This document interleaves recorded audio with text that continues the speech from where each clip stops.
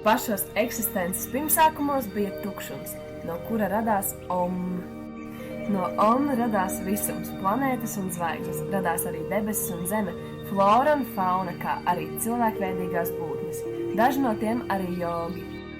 Daži Himalajos levitēdami, citi Gangā peldēdamies, visi. Lielie, mazie, tie vien resnie dzīvoja gan pārticībā, gan askēzē.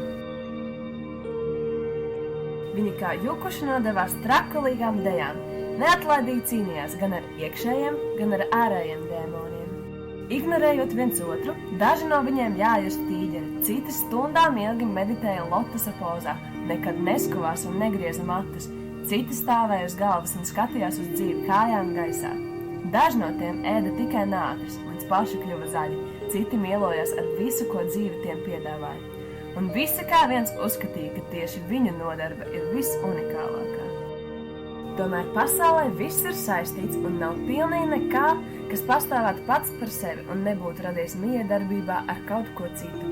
Lai gan jogi bija dažādi savā pirmatnējā būtībā, kā ik viens no mums, viņi visi tiecās uz vienu mērķi, kas to satuvināja un vienoja. Gudrākie no jogiem sanāca kopā, lai mācītos paši un savas zināšanas nodot arī citiem, radot jogu vēsturi, bet pats galvenais – ļaujot jogu mācībai uzplaukt. Lai jogiem palīdzētu, radās jogas platforma Jogi LV.